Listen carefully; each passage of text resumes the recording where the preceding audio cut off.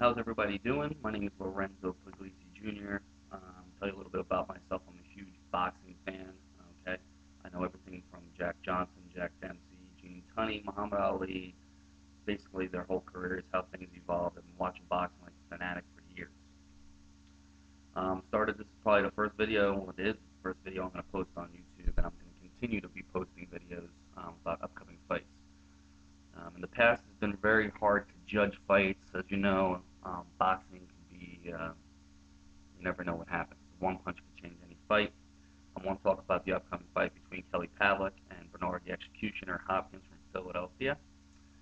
I've been a huge Bernard Hopkins fan. Okay, I started liking his rough and tough style before the Felix Trinidad fight. I knew he was tough. I seen the Antoine Eccles fight in 1999. It was a rematch. It was awesome. Eccles was a tough fighter. So when Bernard Hopkins was going to fight Felix Trinidad, I picked Bernard Hopkins to win that fight because I didn't think Trinidad ever fought somebody who was going to be rough and tough, old school, slip punches, and he won the fight, and that kind of put Hopkins on the map. Roy Jones Jr. always knew that Hopkins was a good fighter. Other people didn't really give him that chance, you know. But anyway, he made a career of himself.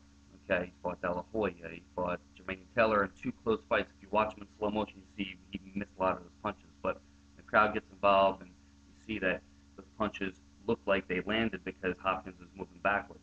He's an old school fighter, slips a lot of punches. He's got a lot of counter punching ability. Always stayed in shape, even though you could tell he's 43 years old. Okay, we talk about even his last fight, Joe Calzaghe. He had him down in the first round. The old Bernard Hopkins back in the day would have tried to take him out with being cautious. Now he kind of like tries to wear you down 4 or 5 rounds and then take advantage of you when you're tired. He could use his stamina to take advantage of the fight. That was his problem with Calzaghe, and he did lose that fight. It was close, but he lost the fight. And I'm a big Hopkins fan, and I wanted him to win that fight. And I was very excited. At the end, didn't make me happy when he in the press conference, but whatever. Talk about Kelly Pavlik. I like Kelly Pavlik. Okay, I like his attitude. I like that he's honest. You know what? After a fight, I hate when a fighter's like, "Oh, I won the fight." No. You know what? Pavlik is an awesome puncher, awesome fighter. You know what? We all see, Edison Miranda. Yeah, Edison Miranda is not a top class fighter. He's a big puncher. Okay, and Jermaine Taylor. Yeah, great fighter. You know what? Yeah, he beat Bernard Hopkins, and he is a good fighter. Yes. Okay. Who else did he beat? Who else? I don't know who else he beat. Okay, beat some decent fighters, ranked 7th or 8th or something like that. But Pavlik destroyed him with a fucking huge right hand. Okay, well, you know what? Hopkins isn't gonna be. First of all, Pavlik does not have what Calzaghe had. He's not gonna keep throwing 80 to 100 punches around, two-fisted, keep on whatever. Pavlik will walk him down. He's got a huge right hand, but Hopkins is not going to be stupid enough. He'll be able to move around the ring for the rest of the fight and not be able to be pressured in that fashion. Okay? There's different types of pressure. There's people that throw tons of punches like a Kasim Uma or somebody like Winky Wright who walks you down, something like that. Or there's a fighter that you want to watch out for his right hand because he's going to nail you with it. And he's getting you against the ropes, but Hopkins slip off the ropes. So, I see this fight. I'm excited for the fight. I'm looking forward to the fight. You could look at Hopkins when he fought Antonio Tarver.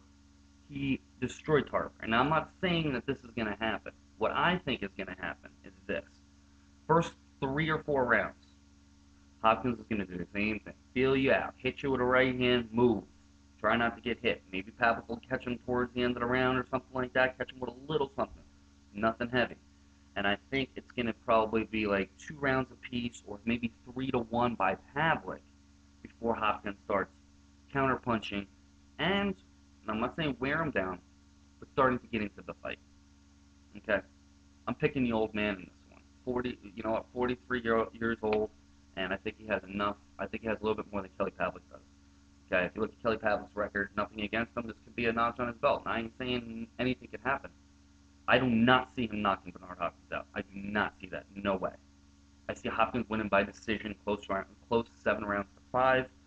I think he's going to take this championship, and you know what? He's going to take Pavlik down. That's it. So You know what? Styles make fights. You could see Hopkins and Taylor very close, but you know what? It was just that's just a tough. Styles make fights. You can look back on Muhammad Ali. You know, he fights Joe Frazier in 1971. He loses. Fights Ken Norton. He loses. Well, then here comes this George Foreman knockout puncher, knocks out Frazier, knocks out Norton, 2 rounds. Foreman fights Muhammad Ali, 1974. Well, you know what? Who's going to win the fight? Here comes Foreman, knocks these guys out. Well, you know what? Styles make fights. Ali's style beat that. So Hopkins' style will be enough to beat Kelly Pavlik.